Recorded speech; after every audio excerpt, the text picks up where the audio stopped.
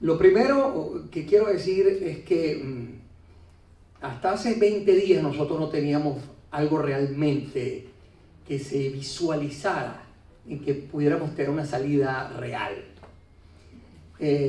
Luchamos además con nuestros monstruos internos de la desesperación de muchos que estamos afuera, de tratar de buscar la salida, y hubieron agendas, pues, por ejemplo, como la que yo me opuse, de colocar un gobierno de transición, un gobierno en el exilio, porque aprendiendo de un gran maestro como Armando Valladares, siempre la salida es por Venezuela.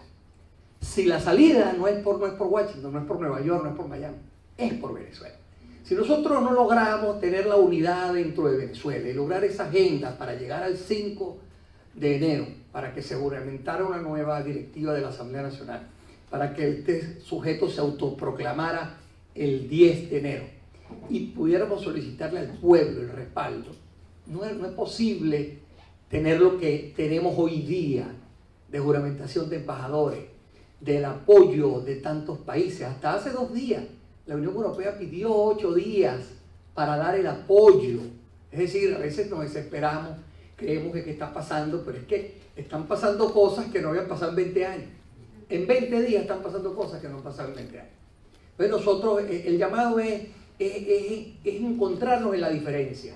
Encontrarnos todos, porque nosotros todos tenemos la meta de salir del régimen criminal de Venezuela. Esa es la meta de todos. Entonces, vamos a encontrarnos en esa diferencia. No vamos a desgastarnos en otras cosas, porque esa tiene que ser la energía para enfilarla allá. A mí me tocó, como juez de primera instancia, ser el juez del 11 de abril. El juez de Puente Llaguno. El juez que los metió presos, donde tengo 3 atentados, 5 denuncias por amenaza de muerte. Y este sujeto que nuestro querido Joseph acaba de reseñar o señalar, Tarek El-Aissami, me denunció a la fiscal general de ese entonces, Luis Ortega Díaz, porque yo declaré que la corrupción impedía investigar el tráfico de drogas y me siguieron un proceso penal. Lo que pasa es que yo soy un hombre que no me gusta llorar, sino me gusta pelear. Y esas cosas no las digo. Y me allanaron mis oficinas más de 3 o 5 veces y se llevaron mis computadoras, pero bueno, aquí está una testigo, Gabriela, que es una periodista de calle, de Globovisión, una de mis amigas ahí, como muchas otras, que sabía ese tipo de cosas, pero yo no vivía lloriqueando, sino vivía peleando. Hoy día tengo una orden de aprehensión porque me juramenté como magistrado del Tribunal Supremo de Justicia el 21 de julio de 2017. Y bueno, mis oficinas han sido allanadas, perseguidas mis familiares, pero aquí estamos, diciendo que la delincuencia organizada tiene el control de Venezuela.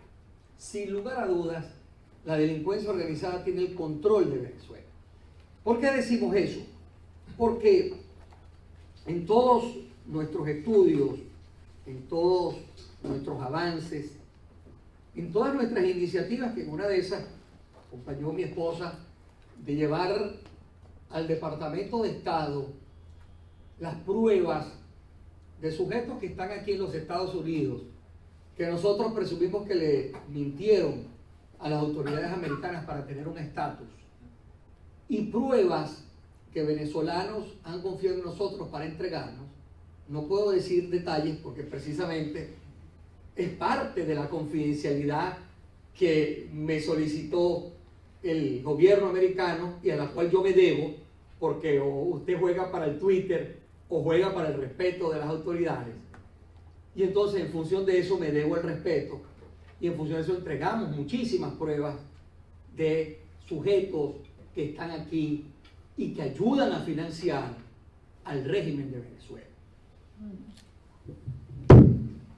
Partiendo de eso, nosotros vinimos en diversos programas diciendo es importante seguir avanzando en las sanciones, el Estado mafioso. Cuando hablé con el vicepresidente Mike Pence, le dije, vicepresidente, las sanciones no es que lo hicieron por mí, sino que era una visión de cómo ir rompiendo el esquema financiero que venían operando.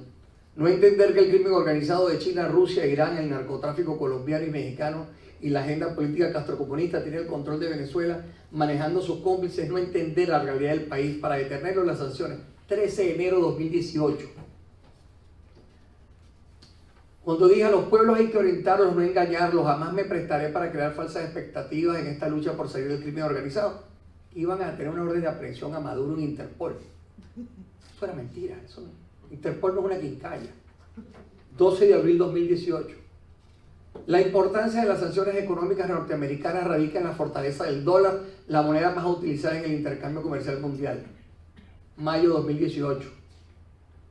Aquí entregamos el 8 de agosto las pruebas al Departamento de Estado de más de 12.000 personas que firmaron nuestras iniciativas. Si lo que buscamos es recuperar la democracia y que existieran sanciones, unidad política y calle. 16 de septiembre de 2018. Delincuencia organizada que el gobierno en Venezuela fijó como objetivo principal desarticular y desmembrar a la oposición. Porque yo veía otras agendas y decía, esa no es la ruta. 8 de noviembre de 2018. Tesoreros del régimen chavista tendrán que rendir cuenta y explicar cuáles banqueros y especialistas en lavado de dinero fueron sus cómplices para enmascarar miles y millones de dólares. En estos 20 años la revolución bolivariana, el régimen chavista implantó la más amplia red de delincuencia organizada en la historia de Venezuela. Y por supuesto llegamos ahorita, en el 30 de enero, donde personas que trabajan en organismos en Venezuela me dicen cómo se fortalece la mafia del oro y cómo están saliendo más o menos 1.200 kilogramos de oro semanales por una ruta, el Callao, Churuguara, Aruba, Italia, con detalles de la guerrilla colombiana y militares venezolanos operando juntos. Cuando uno habla de esa cifra, tengo un amigo por allá, en estos días hablamos y le dije 800.000 millones de dólares se han lavado, y mi amigo, que es un hombre de bancos y un hombre financiero, me dice, eso no es posible. Claro, cuando yo he explicado esto en muchas partes del mundo y me he reunido con gente del Departamento del Tesoro y me he reunido con diversos países explicando esto, y dice, no es posible. Yo le digo, mira, las mafias son organizaciones de poder que se infiltran en las instituciones del Estado y las manejan a su antojo. Venezuela es un Estado mafioso, donde toda la estructura, toda su estructura está manejada por una mafia. Es como decir una gran transnacional de negocios, donde tú tienes diversas gerencias, diversas sucursales y diversos productos. Bueno, así se maneja, solo con la delincuencia organizada, que tiene conexiones en muchísimas partes del mundo, como la Drangheta, ¿verdad? La mafia italiana. La mafia italiana es la característica de cómo se exporta la cocaína, que puede costar en la frontera colombo-venezolana $2.000 un kilo de cocaína, pero llevarlo a Francia, llevarlo a París, cuesta $70.000 un kilo de cocaína de alta pureza. Si yo logro degradarla, yo puedo conseguirlo mucho más de 1 kilo de cocaína, porque es parte del negocio. Era como el modelo del cartel de Medellín al cartel de Cali. Es decir, yo voy a franquiciar, en la medida que yo te pago con cocaína, tú pones unos distribuidores que vendan y tengan comisiones por ella. Es decir, un modelo de negocio, solo que es un modelo de negocios del crimen como un producto que mata a la sociedad. Eso es parte de ese negocio. Cuando ese modelo económico implantado con Cadiv y Sencoes, que ustedes muchos lo conocen, por supuesto que lo vivimos, que lo sufrimos, yo lo digo aquí en mi libro, Así se lava el dinero en Venezuela. Como por ejemplo, un muchacho que quería un violín y ese violín costaba $1.000 o $5.000, pero resulta que el violín era aprobado por $100.000. Esas pruebas de lo que estamos hablando, un muchacho en una barriada de Petare quería un violín por $100.000. En toda esa estructura criminal funcionaban, por supuesto, organizaciones y personas, funcionarios que actuaban en Cadiv y Sencoes para aprobar esos $100.000. Igual pasó con el tema del deporte. Vamos a competir en diversas reuniones competitivas en el mundo y pedían $1 millón, $2 millones y el sponsor era una floristería. Y cuando nosotros íbamos al banco, la cuenta del banco era 0 pero cuando le iban a aprobar lo de Cadivi, llegaba la inyección de bolívares, se sacaba en cuanto pagaban el $1.000.000 para el sponsor de la floristería, el gato enmochilado, que era el que le iba a tener en el vehículo de un señor que iba a competir en Dakar.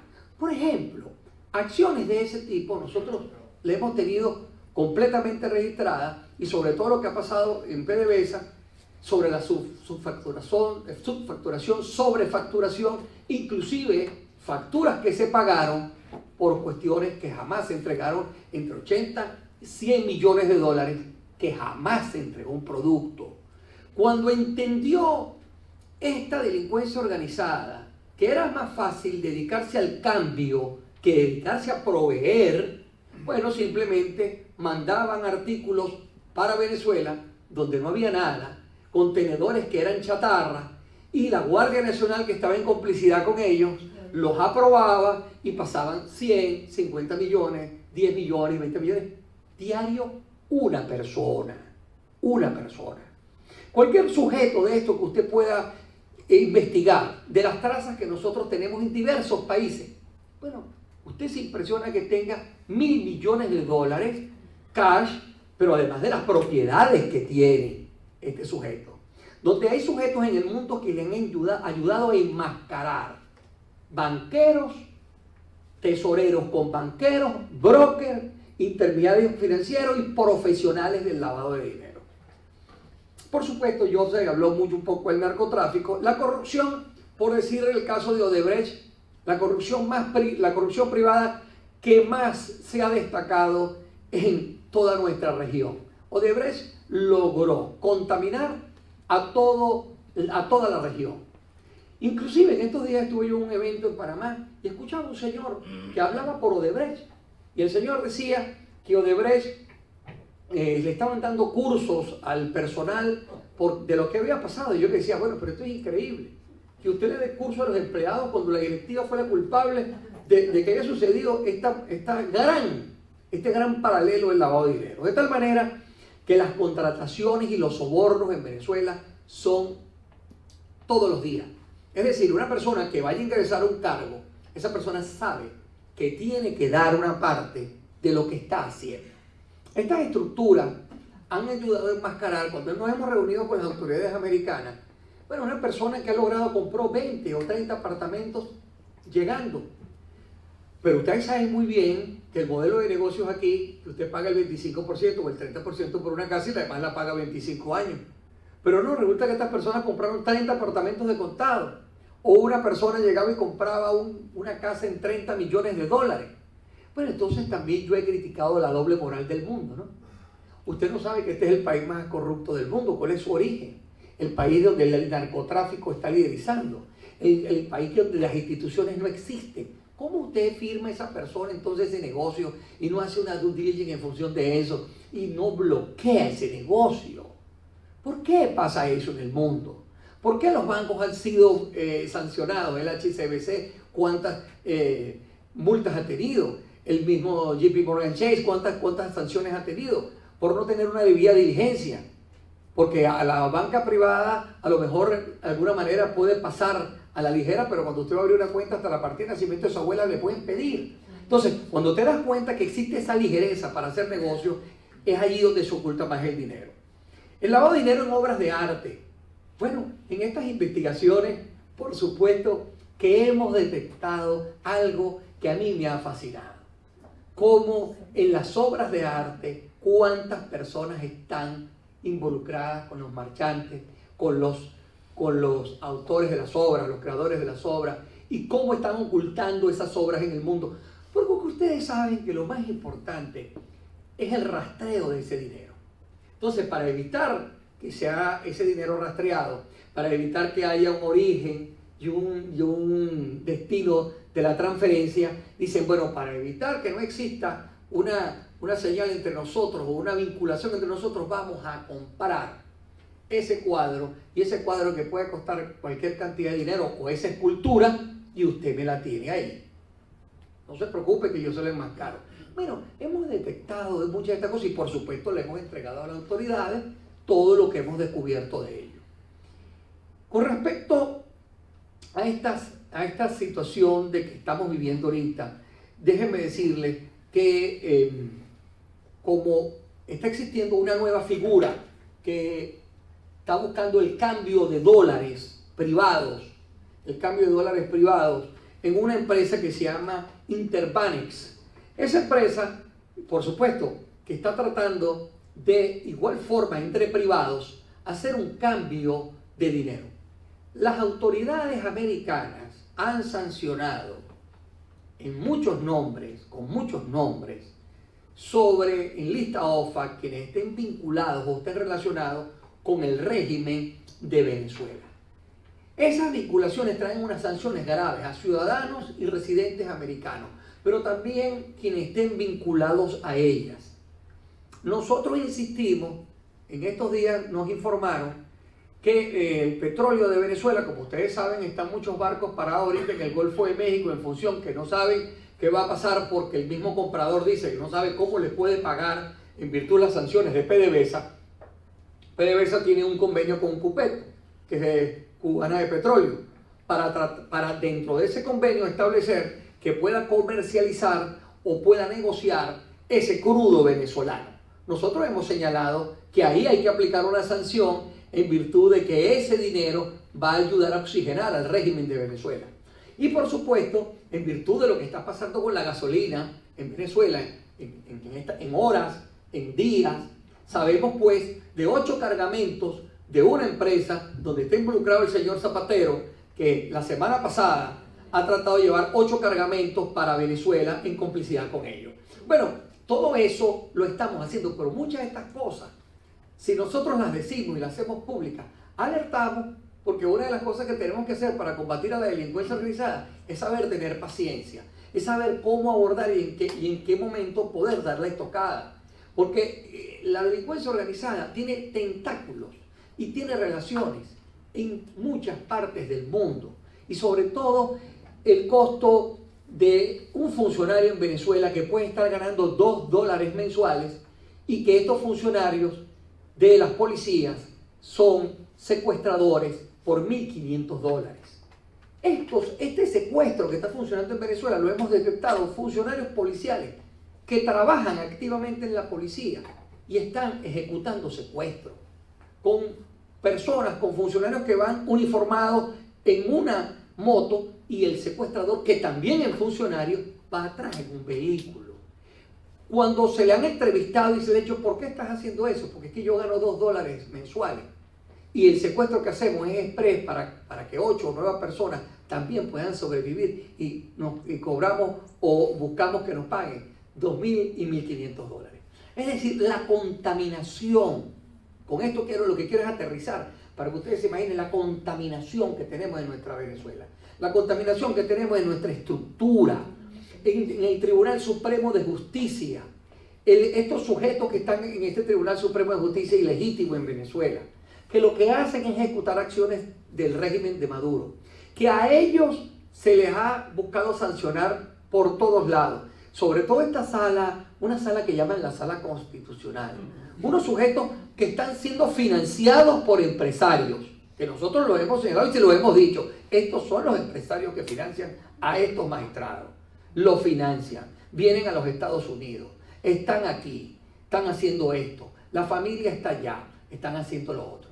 Bueno, igualmente los jueces, el temor que existe con los jueces muchos han querido dar paso, pero sienten temor igualmente por su familia, tienen temor de la tortura y sobre todo que estos regímenes pasan por videos y pasan por fotos cómo están torturando a los muchachos detenidos cuando le introducen por el ano un palo de una escoba y la pasan y la riegan por todas las redes sociales. Por eso es que yo les digo a ustedes hoy, vamos a unirnos en la diferencia, porque no podemos ser nosotros matrices de ese tipo de eventos, porque cuando nosotros estábamos ayer en el evento, un evento en la comunidad judía, y escuchábamos que bueno, vamos a asistir a las reuniones, eso es importante, pero el artículo 333 de la Constitución nos obliga a todos los venezolanos, a todos, no a Guaidó, no a la Asamblea Nacional, a todos los venezolanos a recobrar la vigencia de la Constitución. Bueno, vamos a activar, recobrar la vigencia de la Constitución. Quien tenga un tío, un primo, un amigo, un familiar que sea militar, hay que llamar. Hay que llevar a todo el mundo. Bueno, ¿qué está pasando con ustedes? ¿Hasta dónde quieren llevar el país? Tenemos que activarlo en función de eso, no esperar que, bueno, ¿qué va a pasar ahora en Colombia? ¿O qué va a pasar ahora en Brasil? ¿O qué pasa en el Mar Caribe? No van a terminar de entrar. ¿Y qué está pasando? ¿Y cuándo van a entrar? ¿Qué estamos haciendo nosotros para ejecutar esas acciones? Para tratar de sensibilizar esa parte. Es un aspecto vital en estas horas. Este aspecto es vital. Como les digo, la delincuencia organizada sabe que ellos están entrampados, que ellos están atrincherados. Están atrincherados en función del entrampamiento que tienen. La red de militares, de policías y de funcionarios que están involucrados es muy amplia. Es muy amplia. El negocio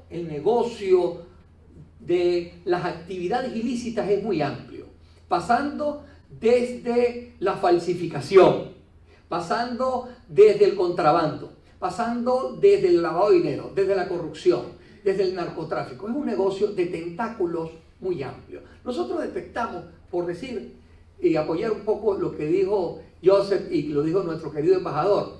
Mira, en países del Medio Oriente detectamos una vez unas transferencias de 500 millones de dólares de sujetos que habían estado en la Corporación Venezolana de Guayana.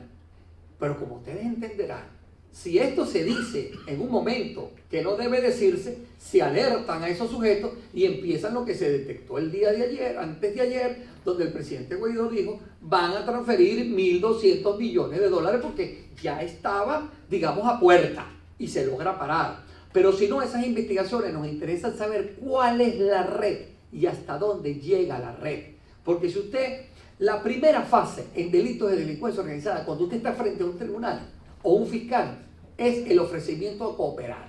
¿Usted quiere cooperar? El sujeto dice, pero por supuesto, yo quiero cooperar. Aquí están cooperando muchísimas personas, tanto en Florida como en Nueva York, como en otros estados. Están cooperando con las autoridades americanas, entregando a una serie de personas, diciendo cómo han sido las transacciones, cómo han sido las transferencias y cómo han pagado las comisiones. De tal manera que lo que queríamos indicarle el día de hoy es que sepan que estamos al frente. Esto es muy importante. Estamos al frente de la delincuencia organizada. No estamos al frente solo de Maduro o de Diosdado Cabello como títeres o como sujetos que maniobran en función de eso. La tecnología china o las maniobras de Rusia o tantas otras maniobras tecnológicas en el mundo, satelitalmente saben lo que pasa en Venezuela cada rato. Satelitalmente saben cuáles son los movimientos de las transferencias. Saben lo que, por eso las autoridades americanas del Departamento del Tesoro dijeron, dentro de las órdenes ejecutivas que han hecho, que aquellas personas que tengan negocios con Sencoe, con Subinca, con Petróleos de Venezuela, deben tener un monitoreo mayor de sus cuentas porque son clientes de alto riesgo. Estos clientes de alto riesgo deben tener un monitoreo mayor de esas cuentas. Por eso que usted se entera que a un venezolano le entregaron un cheque, mira, no queremos tener más cuentas con usted, muchísimas gracias, váyase a otro banco. Eso permanentemente se está haciendo. Yo predico que en estas horas tenemos que ir hasta a unas sanciones mucho más importantes para ir cercando. No es cualquier cosa que el Departamento del Tesoro diga que el señor presidente encargado Juan Guaidó le reconozcan la firma en el Departamento del Tesoro. Eso no es cualquier cosa. No es cualquier cosa que la Unión Europea haya dicho que reconoce el señor Guaidó y el Parlamento Europeo con el euro. No es cualquier cosa que la libra esterlina le digan, no le vamos a entregar el oro. No es cualquier cosa, te queda el yuan y te quedan los rublos. ¿Cómo maniobras? ¿Cómo se utilizan esas monedas en el mercado internacional? O esos bancos que son bancos multimonedas quieren y tienen negocio con el Departamento del Tesoro, querrán arriesgar sus licencias o sus negocios. Es decir, por ahí es que hemos ido acercando. Bueno, vamos a seguir en esto y muchísimas gracias.